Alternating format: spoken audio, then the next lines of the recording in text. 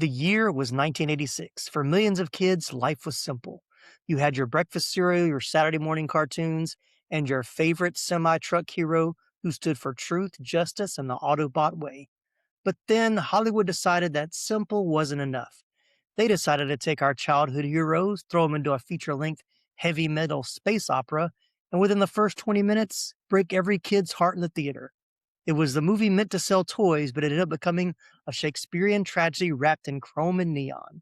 So check your energon levels, get ready to roll out, and whatever you do, don't let go of the Matrix. As Nicholas Pepin and I discuss Transformers the movie from 1986 on this episode of the 80s Flick Flashback Podcast.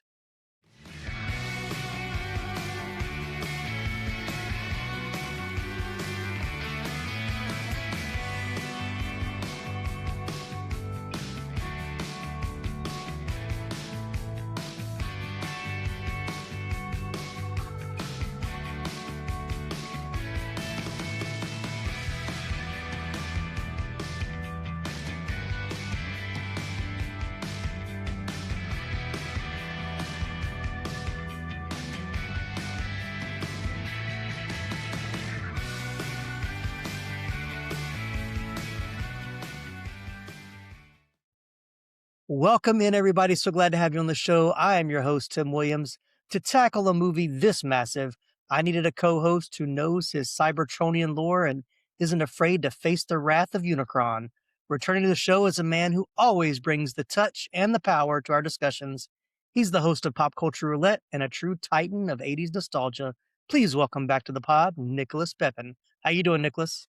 Well, I have watched the wrong movie. I was prepared to talk about Shia LaBeouf and Megan Fox, so Wrong decade. Wrong, very, very wrong decade. No, I'm ready to talk about the traumatizing film that was the 1986 Transformers. Yeah. Ready to jump into this one. So let's just go. All right, you know how we do, how we start the show. When did you see Transformers, the movie from 1986 for the very first time? I'm struggling. I knew this was the question you were going to ask. I've done enough of these episodes that I genuinely don't remember. I was such a big Transformers fan. I know in boxes in the basement down here, I've got Transformers from the 80s. Right. I don't remember going to see this one in the theaters though, which is hard because I was such a big fan. There's no way I wouldn't have made my parents take me. Mm-hmm. But I don't remember them taking me to see it. Maybe they knew or saw something in the review of like, hey, this is going to traumatize you. This could be like, but I mean, I know I watched it. I know, it was one of those that I definitely saw like as soon as it was available to rent. Mm-hmm. I have a hard time believing I didn't go see it in the theaters. I just don't remember. Yeah. I would have been 8. So. Yeah. See, I'm kind of like you because I don't think that I knew this movie was in the theater at all. Like I found out about this movie like years later. So like I don't remember, and I think maybe even if I saw the VHS, I just thought it was like a collection of like the TV episodes because I watched the cartoon, I had a few of the toys. We weren't quite, Transformers rich, as we said as a kid. I was more GoBots. I could afford we could afford more GoBots than Transformers. But I had friends that had a few of the toys, and so. But I was a huge fan of the cartoon. So, I'll be honest. I think this was my first time watching it for the podcast. I don't think I'd ever seen it before. It was just never on my radar. And so when I started the podcast and I kept seeing like Transformers the movie, I'm like, I thought this was just like, I didn't know this existed. It for some reason just wasn't on my radar. Well, on my list of future topics I have is 80s movies that traumatized children. This one and Neverending Story are top 2 of that list.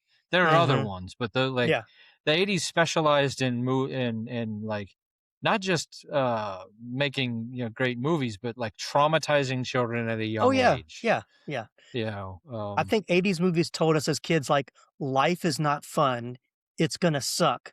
So here you go. Yeah. Get ready for So, Heartbreak Kid because it's coming. Yeah.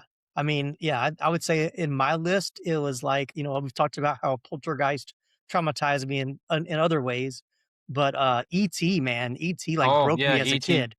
ET would be on that list as well. Yeah. Yeah. Which is why I haven't covered that one yet. I'm not sure if I'm ready to watch it again. Now I've seen it a couple of times. It's not quite as traumatizing now, but yeah, we'll get to it. So, well, how long has it been since you rewatched it for the podcast? I mean, it's probably been, 88, 89. I don't know, whenever they would have aired it on TV, and Yeah, yeah. I was still watching the Transformers cartoon. Yeah, I mean, it's been a while. This is not one that I've revisited in a long time. Yeah, like I said, first time watch for me, so I don't have any I don't have any rewatching.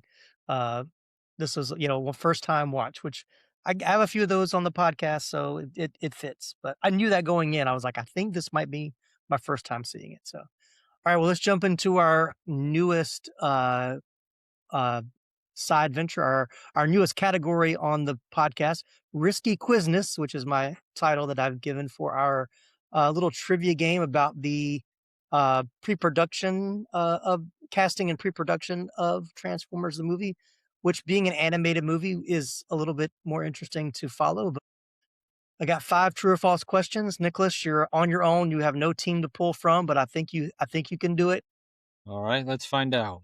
All right, here we go. We're going to start at the top. True or false? Number one, Leonard Nimoy was cast as Galvatron because the producers wanted a Spock like performance. True or false? False. You are correct. That is false. While he was cast for his gravitas, he actually took the role because he was a friend of the director, Nelson Shin, and actually wanted to play a villain, which I could see that. All right, number two, the script originally called for the death of every single character from the first 2 seasons of the TV show. True or false? True. Yep. The directive from Hasbro was to clear the shelves to make room for the 1986 toy line. The writers had to keep a few survivors. It's crazy. Crazy, crazy, Yeah, and crazy. we'll get there. We'll get there, but Yeah, that was yeah, that was a yeah. choice. All right, he's doing good. Number three, Scatman Crothers, who voiced Jazz, recorded his lines while he was filming Stanley Kubrick's The Shining. False. You are correct. This is a common timeline mix up. The Shining was actually in 1980. By the time Transformers was in production, Crothers was sadly in the final year of his life. I think he passed away either right before it came out or right after. So, all right, he's got over the halfway point. See if he can bring it all the way home. Number four, Judd Nelson, who voiced Hot Rod, was cast immediately after his success in The Breakfast Club. Oh, now I have to remember when. True.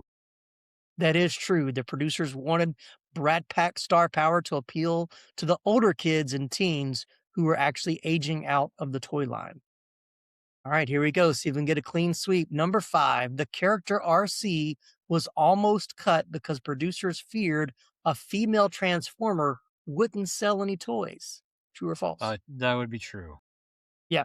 Despite her prominent role in the film, an RC toy didn't actually hit shelves until decades later because of this initial executive pushback, which I think is completely crazy.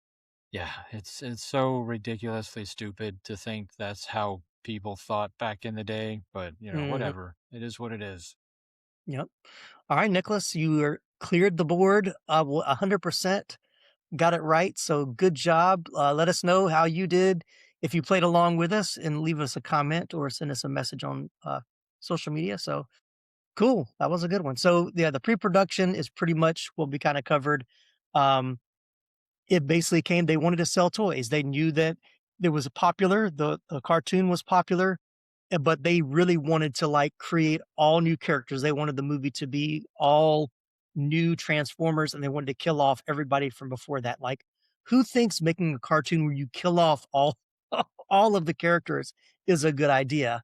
And actually they realized what a mistake it was to, spoiler alert, kill off Optimus Prime early in the movie because they just thought of him as a toy and didn't realize that kids looked up to him as like an authority figure. And like they got reports of like parents having to carry their crying kids out of the theater during screenings. And they were like, oh my God, what have we done?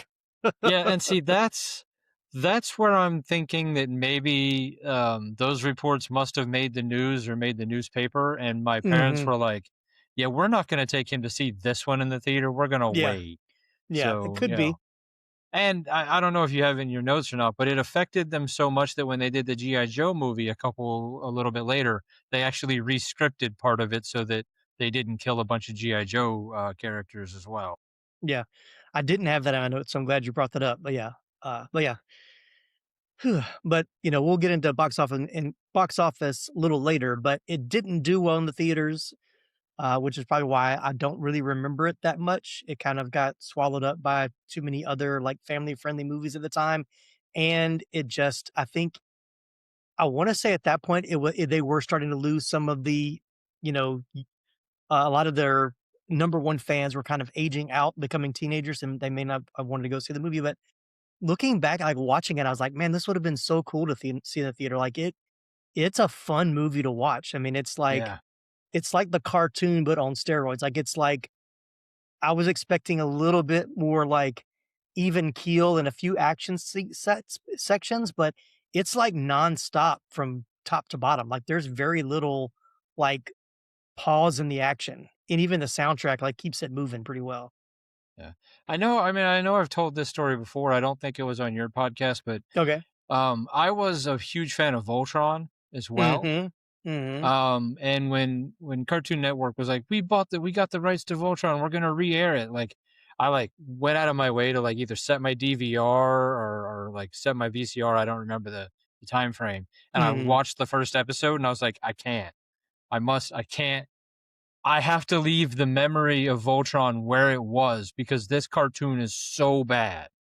When rewatching this movie, I'm like, I actually want to go back and watch the cartoon. Like the Yeah. animation and the Yeah. style was not like it's not so like heavily 80s that you're like, oh, I'm just gonna leave my Mm-hmm. memory where it is so that Yeah. I can Yeah. have the good memory. But yeah, it was like, wow, like yeah, this is I mean, it brought back the warm and fuzzies. Mm-hmm. And I think another thing that hurt it is I want to say it took like almost 2 years for the animation. They were saying like it would take I should have wrote it down. Like they had to like double the amount of animators from the TV show for the movie. And I want to say like it would take them up to 9 weeks to do one like 20-minute episode. So to have to, thinking about how much time it would take to do the movie while they were still making the show at the same time was like, it was a huge undertaking. Which Yeah, because that was back in the day before computers were really yeah. advanced enough to do a lot of the background stuff or Hmm. Yeah. It's everything was not still quite pretty as much clean. hand drawn. But Yeah. Yeah, it's not quite as clean as I thought it was gonna look, like, and maybe it was just the version that I watched, even though I think I think I watched the 4K or the HD. It wasn't terrible, but there were a few parts where it was like, it wasn't quite as clean as I thought it was gonna be. I watched the version that was uploaded to YouTube. Hey, I probably should have I ended up paying for mine, but it was a pretty cheap rental, so. Alright, well, let's jump into the cast, and this is I wanted to keep it short, but this cast is, like, super stacked with Ridiculous. people. Yeah, yeah, which is another reason why, like, how did I not know this movie existed? So, alright, well, let's start at the top with Judd Nelson as Hot Rod and Rodimus Prime. Of course, you talked about after, he was in The Breakfast Club, which caused him to be associated with a group of actors known as the Brat Pack. In the late '80s, he starred in other Brat Pack films, including St. Elmo's Fire in '85, which we covered, Blue City in '86, and had lead roles in From the Hip in '87 and Relentless in '89. So yeah, we've talked about him on The Breakfast Club and on St. Elmo's Fire, so I'm not going too deep into his filmography, but yeah, I mean, for the character he played, he was fine. I mean, I he doesn't have that distinctive voice. Was like, oh, that's Judd Nelson. Like, I really couldn't pick him out too quickly when I was watching it. If I hadn't have seen his name in the credits at the beginning, I'm not sure. Like as soon as I heard it, I'm like, oh yeah, that's Judd Nelson. But like Yeah, I saw the name in the credits, so I knew he was coming. right, right, yeah. Yeah, there were a few names that popped up. I'm like, oh, I have to listen for that. Like Leonard Nimoy. Like I didn't think of him being, one of the voice actors, like, but his voice is definitely distinguished. Talking about distinguished voices, there's a guy talking about Peter Cullen as Optimus Prime. Of course, he voiced Optimus Prime in the original animated series, later returning to the role in the 2007 Transformers live action movie. He has also voiced many other characters across a wide variety of popular media, including Eeyore in the Winnie the Pooh franchise, Monterey Jack and Chippendale Rescue Rangers, and the voice of Carr in Knight Rider and the vocalizations of the title character in Predator. So, yeah, first voice of Carr, which I'm assuming was like Kit from Knight Rider. Oh, But I think Carr was the bad one. was that what it was? Okay. Yeah, That could be right. yeah, Yeah. because I think Kit was the one that run around with Michael Knight, and then Carr was the evil one that was like, I can't remember all Yeah. the yeah, I there was vaguely just remember that now. he Yeah. was like the Yeah. first version, and he got shelved, and I Mhm. don't know. It's been a long time since I watched Yeah. Knight Yeah. Rider. And that's one of those, like, too, like, I remember when what was it like? Ooh, that was probably like 20 years ago. They were doing like they tried to reboot Knight Rider for Oh, yeah. TV. And Yeah. I was like, oh, I want to go back and watch the old episodes. And I watched like a couple. I was like, I just can't. Once again, the memory is better. Like it's so Yeah. cheesy. So, Yeah. but yeah, but I mean, Peter Cullen is awesome, you know. So just wanted to say his name again. All right. And then we got Lion. You got anything else to add about Peter No, I Cullen? don't. I was just Okay. like, let's say Peter Cullen a couple more times just to say it. Yeah. It's Peter Cullen, man. All right. And then we got Lionel Stander as Cup. I only mention him because he had an extensive career in theater, film, radio, and television that spanned nearly 70 years. He was known for his distinctive raspy voice and tough guy demeanor. Moving right along, Bert Stack as Ultra Magnus. I definitely are Ultra Magnus. There you go, Ultra Oh, yeah, Magnus. Ultra Magnus. Yeah, his is a voice that I definitely know. I mean, of course, Unsolved Mysteries is what traumatizing thing of us for us as kids. I seen him come out of the smoke in his trench coat and tell you about, who got murdered, and we don't know how it happened or who did it. So we just covered him, of course, in our airplane episode earlier this year. So, but great. And it was funny to hear him like in this character, like saying some of the lines he said in this movie. I'm like, had to be fun for like this, serious actor. Of course, he'd done like the airplane, but kind of like playing a comedic version of himself. But here he's really getting to like chew up the scenery with the Magnus character. Yeah, I mean, it just I have this vision of him sitting in the studio going, "What do you want me to say? Just say the line as it's written." What? What is this? Yeah. We paid you already. Just say it. Right, right, right. Yeah. I think that was probably a few of them were like that. Like, what did I sign up for again? Oh I yeah. mean, let me Okay. just look at that check. How many zeros does it have in it? Yeah, okay. Right, right, right. Yeah. Give me the line again. Speaking of people that came on for a paycheck and didn't know what they were talking about, Orson Welles as Unicron. His first film was Citizen Kane, 1941, which he co-wrote, produced, directed, and starred in as the title character. It has also been consistently ranked as one of the greatest films ever made. He directed 12 other features. The most acclaimed include The Magnificent Ambersons in 42, Othello in 1951, Touch of Evil in 58, The Trial in 62, and Crimes at Midnight in 1966. Of course, he's most known for the War of the Worlds radio adaptation in 1938. If you don't know about that, you can Google it. We had to study it in elementary school, I think. But yeah, but a little fun fact here, director Nelson Shin and the story consultant Flint Dill have confirmed that Orson Welles had a very hard time recording his lines due to his failing health. Most of his lines included labored breathing and heavy wheezing. Shin considered most of Welles's dialogue unusable, but put the recordings through a voice synthesizer to give Welles's voice a clearer, more ominous, ominous, ominous, there it is, a more ominous tone. According to Shin, Unicron's on-screen voice is an enhanced, synthesized version of Welles's voice. So, it was which is still probably pretty what, recognizable as Orson yeah, Welles, though. yep, yep. Once again, I think, and there's a quote where like he said he would come home and his family would ask him like, "So how's the movie you're filming?" He was like, "Yeah, today I blew up something." And yeah, it was like he had no clue what he was talking about. It's like, "Yeah, I'm I'm a big planet that eats another planet," or something like that. Like he didn't really understand his his character. He just was reading the lines. So Yeah, I feel like it was very much like Marlon Brando and Superman. yeah, Just say it. No, I'm gonna do this other thing instead. right. Oh boy, yeah. Just thinking about the Marlon Brando stories from Superman. What do you say? He wanted to portray it like an avocado or something crazy like that. Bagel, I A can't. bagel, yeah, yeah. I can't remember. So outrageous. All right. Here's a name I did recognize: Frank Welker as Megatron, the merciless Decepticon leader. He also voiced Soundwave, Frenzy, Scrap Heap, and a youthful rebellious Junkion. Welker is best known for voicing Fred Jones from the Scooby-Doo franchise since its inception in 1969, and later the character himself since 2002. In 2020, he reprised the role in the animated film Scoob, the only original voice actor from the series in the film's cast. He's also known for voicing Garfield from the Garfield franchise from 2007. But yeah, And pretty much every cartoon ever he has had a role yeah, on. yeah. I mean, I've seen his name in probably so many cartoon credits. I can't even keep track. But yeah, and of course, you talked about Leonard Nimoy as Galvatron. Of course, he's most known for playing Spock in the Star Trek franchise. He also directed a few movies like Three Men and a Baby in 1987. It's Leonard Nimoy, man. It's Spock. I mean, what else are you going to say? It's who it is. All right, moving right along. Susan Blue voiced RC. She's also known for playing the roles of Stormer, Mary Phillips, and Lindsay Pierce in the 1980s animated series Jim.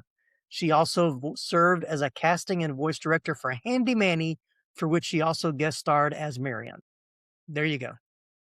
For your next Okay. trivia night.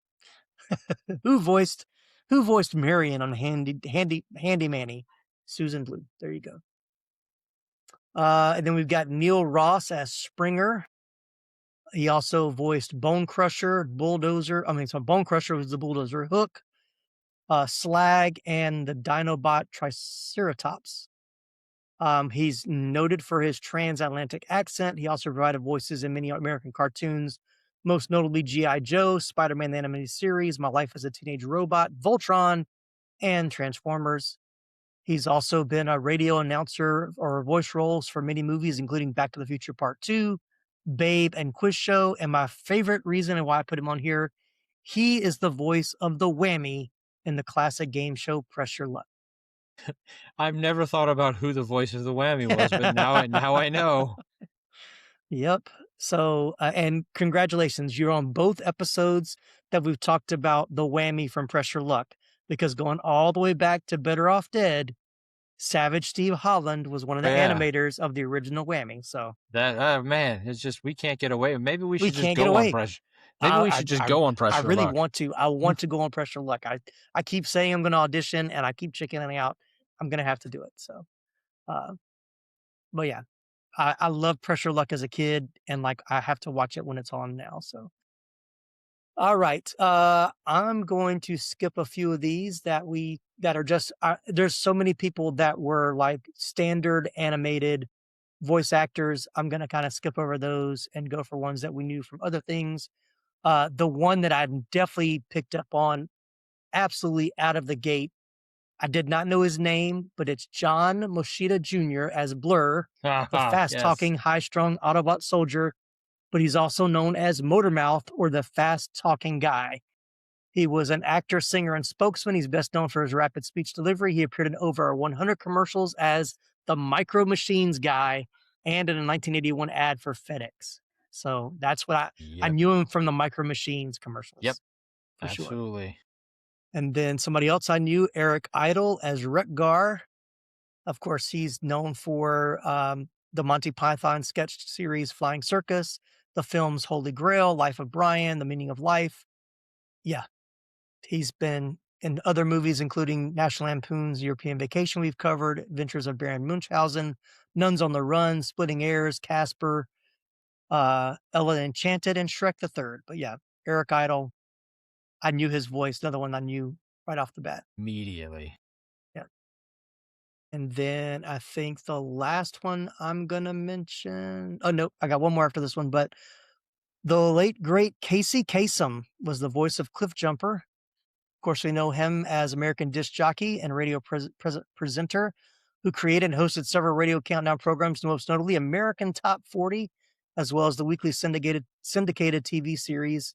He also voiced Shaggy in Scooby-Doo, which of course I knew, and he also voiced Dick Grayson and Robin in Super Friends from 1973 to 1985.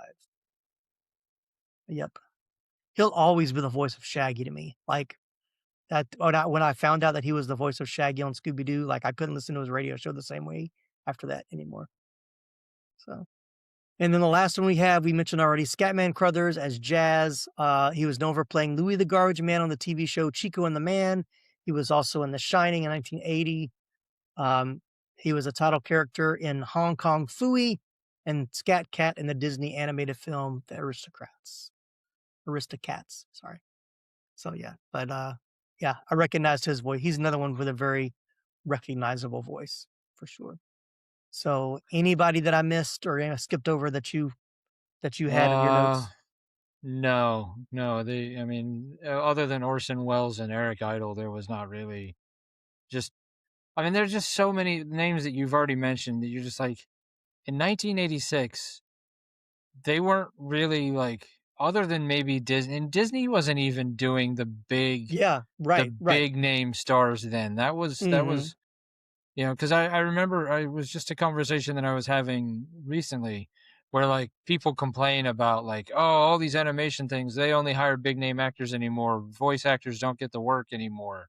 And I was like, yeah, well, let's go back to 1986 and say it started at least then, if not before. Because like other than Peter Cullen and a couple of the other people, like none of the people from the cartoon were doing the voices of the characters that were in this movie. Like, and then when they went back to the cartoon, they went right back to the voice people who were. Yeah. And I think there was even some trivia. I may have it in my notes later on, but like there's some characters that you see, but their lines got cut. So they still had their names in the credits, but they cut their lines.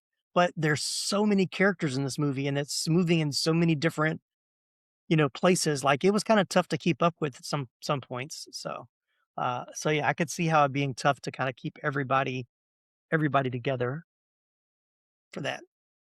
So, what about favorite character? I mean, of course, Optimus Prime is going to be everybody's favorite from like Transformers altogether. But from the movie specifically, was there a character that stood out to you as your favorite or most interesting? I mean, this time it struck me the T-Rex, whose name is escaping me, but like the Dinobots, I've always liked them anyway. But like, I mean, I remember the series of episodes that created the Dinobots, so like having them included in this one.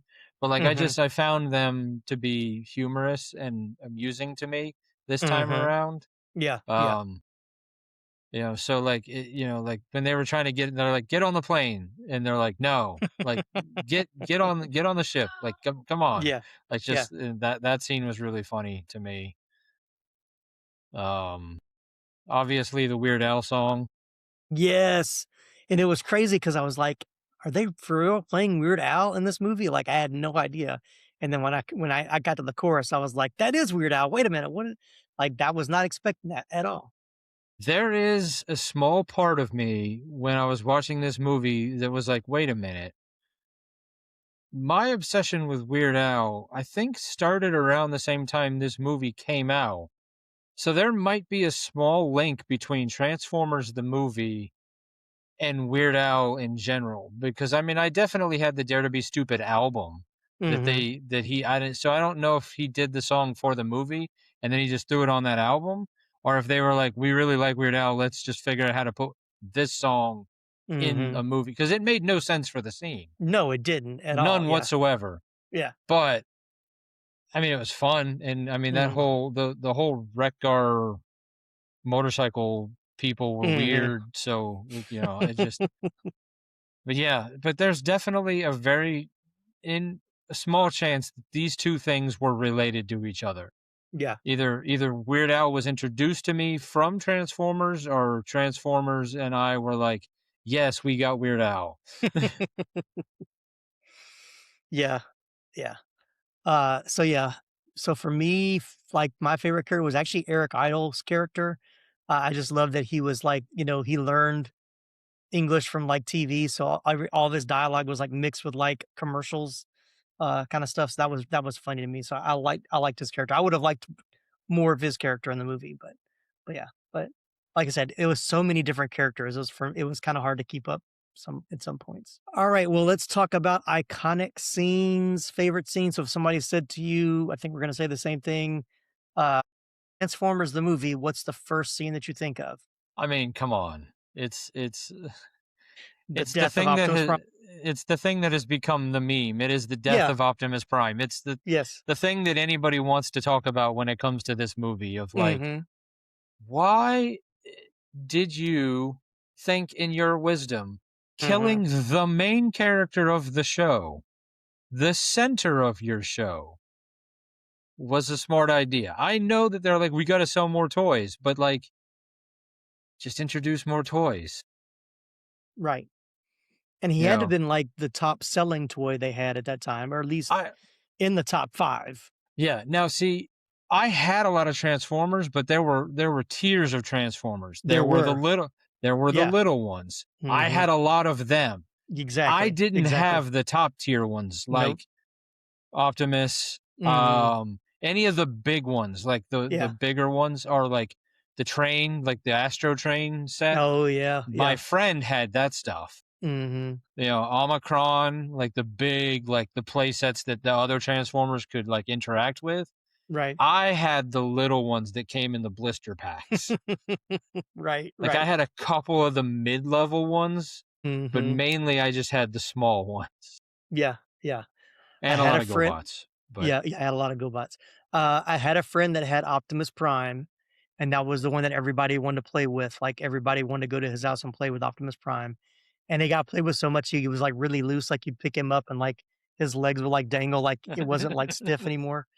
Um, and the other one was I can't remember the name of the character, but it turned into, like, the Walkman, like, the cassette player, Soundwave. Soundwave, yeah, Yeah. and so, I remember one of my friends got that, and, like, he wouldn't let anybody touch it. It was like you could look at it, but you couldn't touch it. If Um, memory serves, didn't he actually work as a yeah, Walkman or yeah, okay, yeah. but it was like the mini tapes, like, it wasn't. Okay, yeah. I don't think it was like a full-size cassette, it was just like those Cuz you the mini you tapes. had you had the tapes that could transform, but then you could also put like real tapes that fully, Mhm, you know. yeah, if that memory serves me correct. But yeah, I think somebody had Starscream. I I think think I I had remember I vaguely remember playing with Starscream once or I twice. I remember I think I don't know if I had Starscream or the Starscream knockoff that was like the red jet that was basically exactly Starscream but painted different Painted color. different, yeah, and $10 cheaper. I might have had both actually, but Yeah. Yeah, so alright, so, yeah, that's the iconic scene. What about favorite scenes or any scenes that stood out to you as, like, favorites? I mean, there were things that stood out to me, but not necessarily because they were favorites. Like, I mean, Yeah. there's not having not seen this movie in like 40 years, well, not quite 40 years, but Right, pretty close to it. right. Like, it just there wasn't anything like, oh, I mean, obviously, Optimus Prime dying, traumatized a kid, and as an adult, you're just like, why would you do this? Um, Right. Hot Rod becoming Rodimus Prime, um, Mhm. the random like 3 or 4 faced robot that would like throw Yeah, people yeah. in the robot Shark Tank, Mhm. where robots would die. I mean, a lot of just nonsense that you're like, Mhm. this doesn't make sense to me. How does this work? Yeah. Um, I don't know if you have it on your notes or where you're gonna go with this stuff, but we need to talk about Unicron in general. Okay, let's talk about it. Okay. What do you have in your notes for Unicron? Because there was something that stuck out to me immediately that Let in me see. 1986 would not have stuck out to me. I don't have a whole lot of trivia, only because there was so much that I was reading through, and I was just trying to, like, pull out, like, smaller things, I guess, but yeah, well, go with it. Whatever you got. Okay. Hit me. So the first thing that pops into my head is they straight up stole from Galactus. Like this was Yeah. Unicron was Galactus. Mm-hmm. And I was like, when did Galactus come out? Maybe it was like, maybe one should. No, Galactus came out in 1966. Like, there's Right. no way that the makers of that Hasbro and the people who were making this movie did not Mm-hmm. immediately go and like Marvel had to be like, you did what now? Yeah. Yeah. Well, Marvel was part of this too, wasn't it? Well, Marvel, I don't remember when Marvel started making the Transformers cartoon or comics. Yeah. So I don't, because it was one of those that Marvel would have licensed Transformers. It wasn't True. something that True. Yeah. It wasn't they, they created. Yeah. yeah. But yeah, I mean, it was there's no way around it. The makers of this movie straight up stole the whole concept from the Fantastic Four. Mm-hmm. Mm-hmm. I mean, I couldn't find anything that said directly like one way or the other whether Marvel was like okay with it or they were just like it's not worth it. Like, Yeah, I mean, I don't think IP was as big of a thing then as it is now, where they would have been like, "You can't do that. That's our character." They were probably like, "Oh, okay, there's some similarities there. Maybe it'll get people to read our comics because Marvel yeah, wasn't the powerhouse then that it is yeah, now for sure." yeah, true, yeah, and it's probably just different enough that Marvel could be like, "Well, you clearly stole it from us, but we can't do anything about Yeah, it." we can't. Yeah, yeah, yeah, Because ours is just a big giant guy. Yours is a transforming planet, yeah. If you would have called it Galacticon or something Yeah, like Galacticon. Yeah, be like, "I think we got a case." So, yeah. uh, But all yeah, right, no, we it's were, just the idea of like watching like in the first couple minutes, like a bunch of the characters dying, then mm-hmm, Optimus dying, then Starscream dying, and I mm-hmm, guess in a sense Megatron died. They just brought him back immediately as Galvatron. yeah, yeah. Like it was such a bizarre set as choice. Choices that I think even today you'd be like, oh, we want to sell new toys, but Yeah. we'll just repackage Optimus Prime with a new coat of paint or a different Mhm. function and say this is Optimus Prime 2.0 or something, or Yeah. Or you would send, like, those characters off, like, separately, like, they're gonna go do something for during this, and we're gonna introduce these like, have them kinda set up the new characters and then just kind of like, "We've gotta go take care of this on this other planet. You guys take care of Earth while we're gone," and kinda give them their story without kinda, like, killing them off. But then too, nowadays we think about long term, so you're not gonna kill off your main characters because you want them to team up and, like how Marvel does it now, like bring them back for, other installments. So definitely a different mindset of movie making back then for sure. But once again, like I said, the whole idea of this movie was not entertainment necessarily. It was just we want to sell more toys and let's just put it all out in a big movie instead of trying to space it out over a season of the TV show. So yeah. that's Well, my and thought anyway. then I watched a quick little YouTube clip, like because after I watched it on YouTube, YouTube was like, "You want to watch all this other stuff?" And it was like, Right. why did Hot Rod fail or why did Rodimus Prime fail? And they were Hmm. like, not only did people like just not connect to the character, and they immediately changed it, like not immediately, but pretty close to Yeah. Yeah. immediately brought Optimus back in the cartoon. Hmm. Um, like they made the Hot Rod toy like 100 times cheaper than the Optimus Prime toy, and it didn't have the function and like Hmm. the color, and like people were just like, eh. Like maybe if they had made a better toy, people would have been like, all right, well we can get down with this, but Yeah. they made such Yeah. a crappy toy that it just people were just like, eh. Yeah. I could see that you're making money, so you're gonna make them cheaper and sell them more expensive for the name, and make them cheaper so they're not gonna last as long. So why that's why us Gen Xers don't trust anything. It's like it's not as good as it used to be. All right, well, let's jump into some scenes, some trivia, maybe think about some other scenes. I don't really have a lot of favorite scenes. Like I said, it was fun, but it's almost a blur. Like trying to go back and think, like after I watched it, like if you would have asked me to like explain what happened in the movie when it was over, I probably would have got lost like 3 or 4 times. Like, well, I think, and when did that happen again? Well, these guys were doing this, but I can't remember that guy's name. Like it was just so much like thrown in there, but it was fun. Like the soundtrack was cool, the music was cool, the action was good, but yeah, I just didn't have a whole lot to latch onto as like a favorite scene. So I mentioned earlier about many Autobot and Decepticon characters were completely absent from the movie's plot.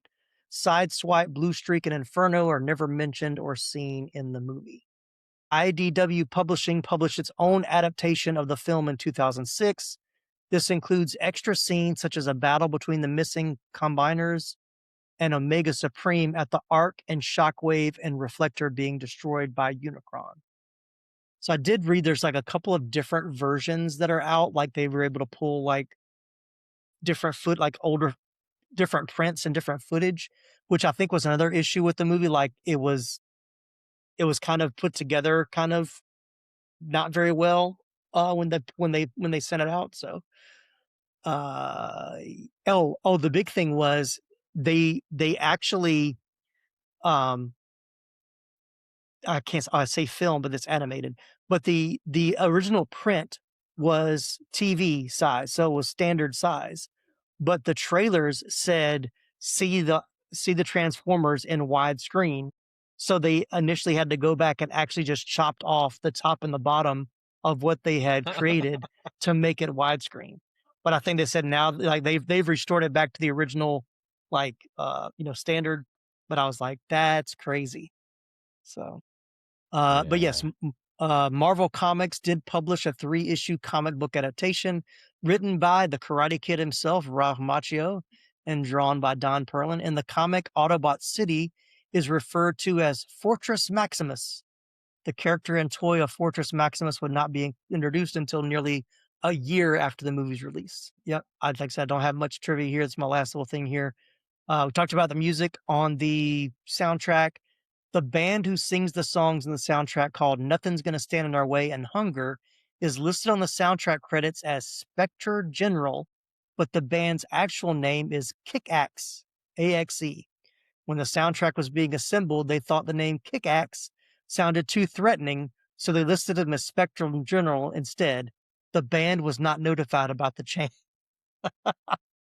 uh, Yeah, again, something you could do in '86 that you could right, never do today. right.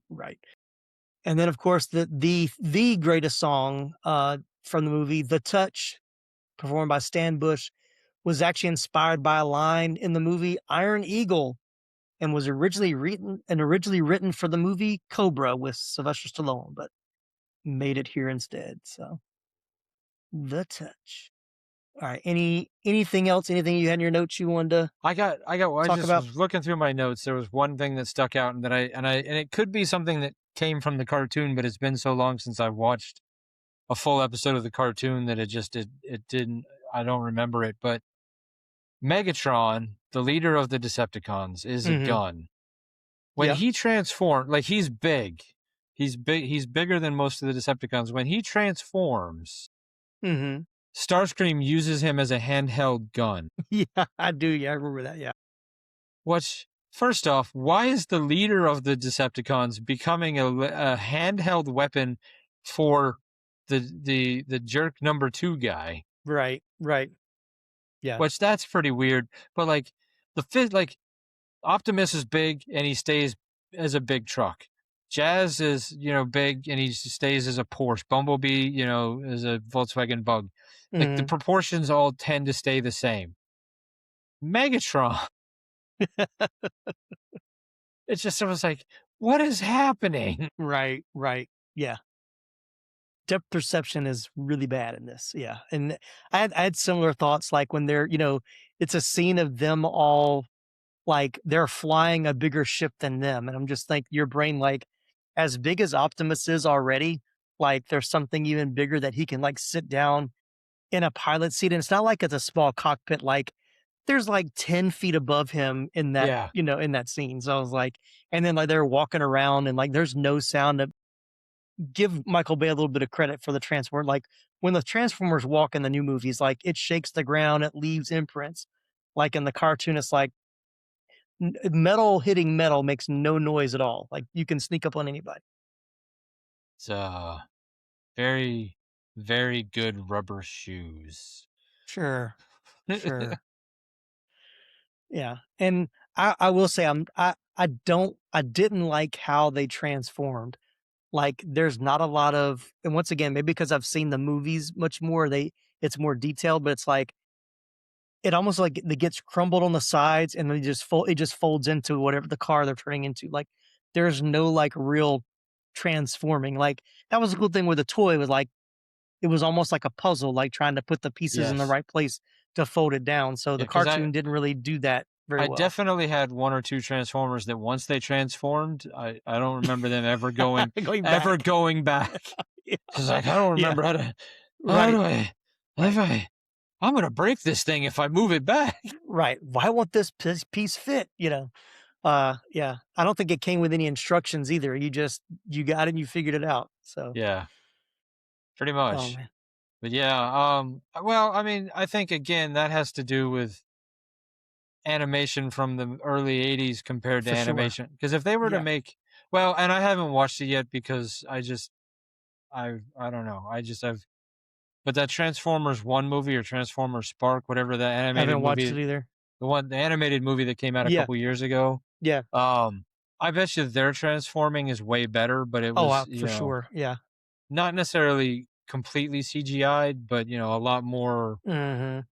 lot more, computer assistance, Yeah. That was just, yeah. It's like I wanted to get excited about it, but every time I saw the trailer, they always played it like right after they played the trailer for Mufasa. And I'm like, these are the same movie. The two villains were best friends.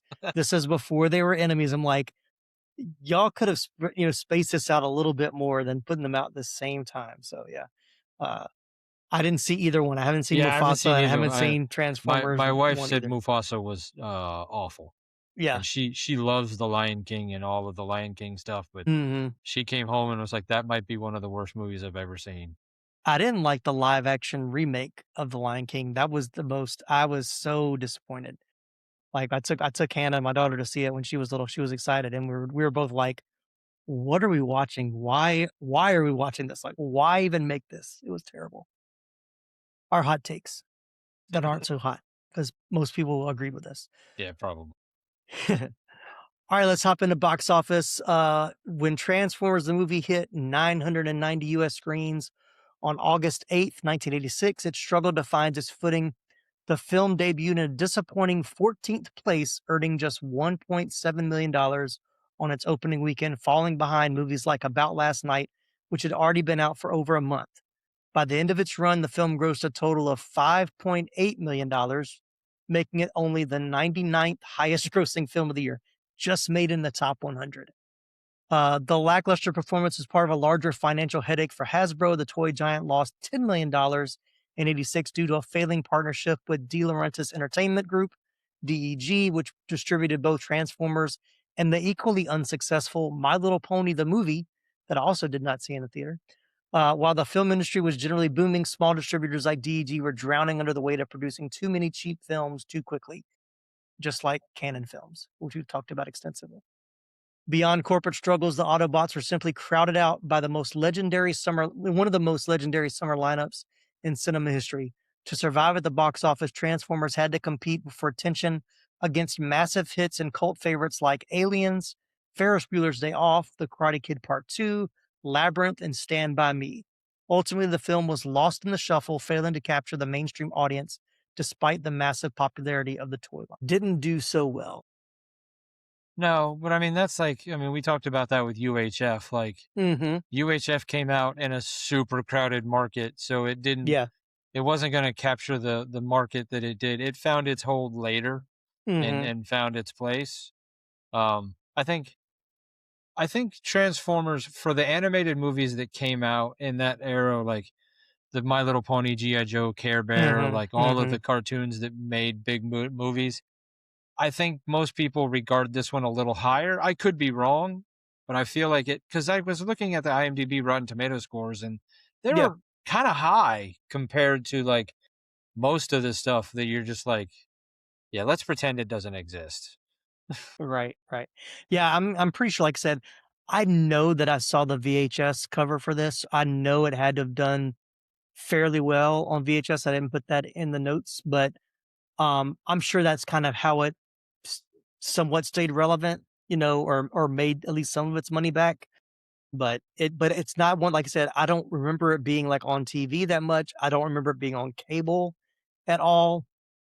So My maybe. my guess is much like a lot of the other cartoons, Mhm. they probably chunked this up into 3 or 4 episodes Yeah, I think I did and read that then they did and then release just it, yeah, as episodes later, yeah. and then just ran it as like, like a couple episodes in a row. Like it just became part of the next season.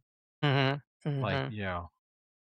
which Yeah, you can also tell like they kind of had that theory or that idea because like they kind of there's had certain natural, cutting points, yeah, yeah, certain yeah, in certain the movie, natural break points in there, yeah, But yeah, because I because mean one they of 'em, did. yeah, go ahead. What's the one that Jerry talks about where he says something about the first? Maybe it was Voltron or something where like the first like 4 or 5 episodes were a movie, and then they It just split might have them up been into. Voltron. Because I know Jerry and I have had this conversation before about, well, Voltron. So that's why I'm thinking that's what it was. But like, yeah, they did it as a movie, and they were like, yeah, now we're just going to turn it into a full on series. Take the Mhm, movie, split it up into 3 or 4, maybe even 5 30-minute episodes or 22-minute episodes because of the commercials, and mhm. there, double dip. Now we get to call it part of season Season one. 6, yeah. Yeah, part of whatever season it was, and Right, right.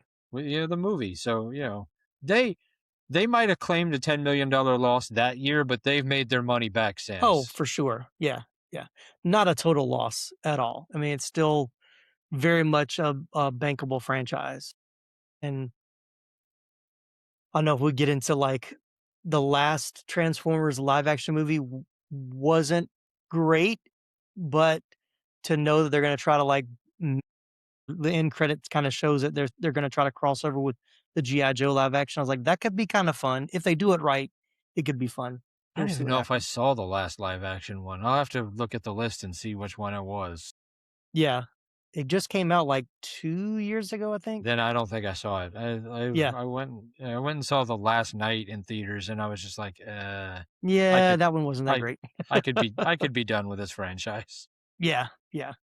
It's I'll say, we're totally jumping in a different decade, but, like, the Transformer live action movies, like most or like a lot of other, like, long franchises, there are good ones and there are bad ones, and they're not consistent. Like, the first one is great, the second one's terrible, the third one's not too bad, the fourth one's bad, the fifth one was, it's like, it just kinda goes up and down. It's like Yeah, the Daniel Craig Bond movies. I'm like, the odd number movies are great, the even number of movies, stay away from.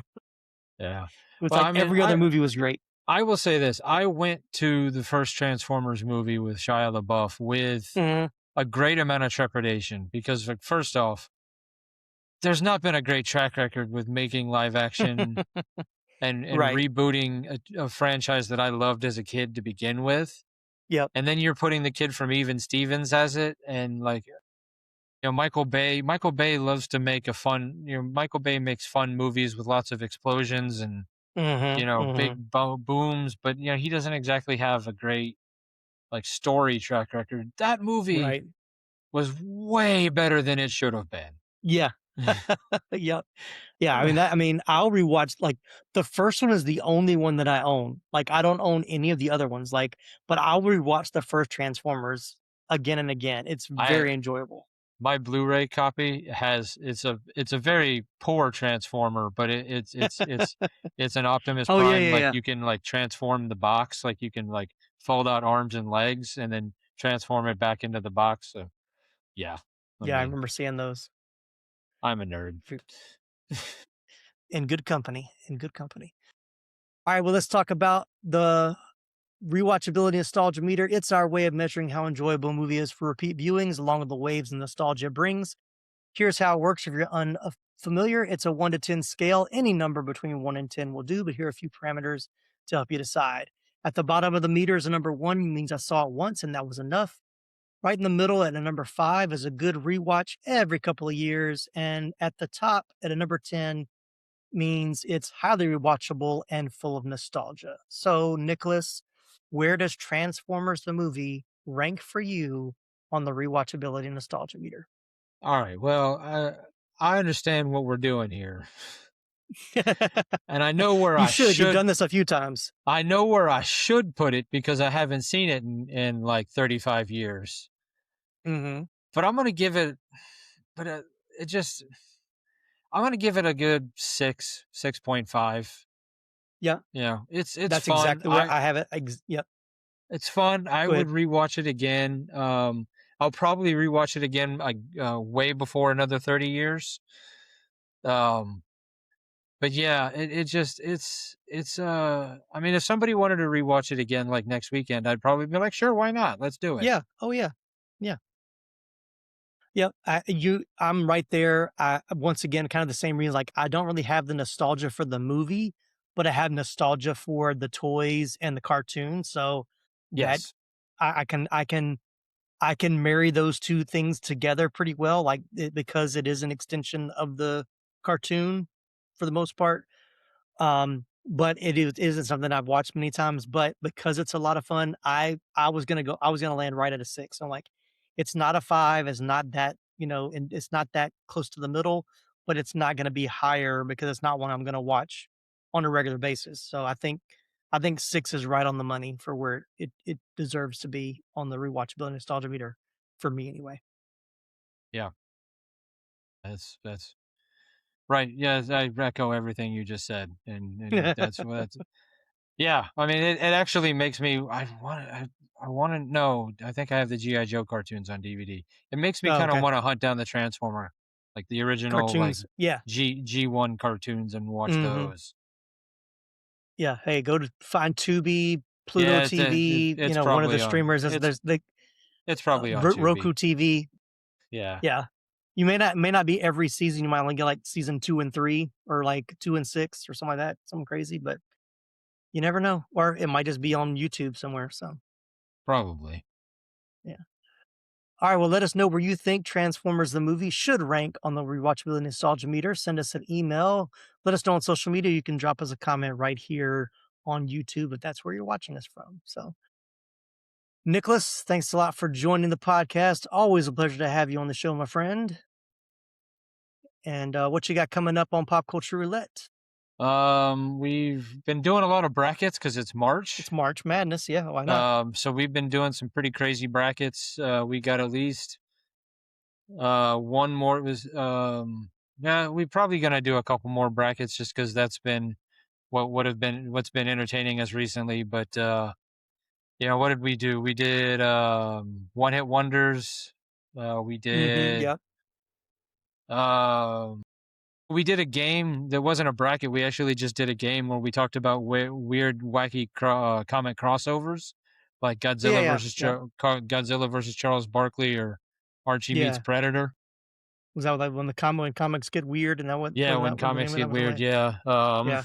Yeah, we've just been having fun. Like we always do. We've been making each Yeah. other laugh and having a good time, which is what Pop Culture Roulette is all about. Yeah. Absolutely.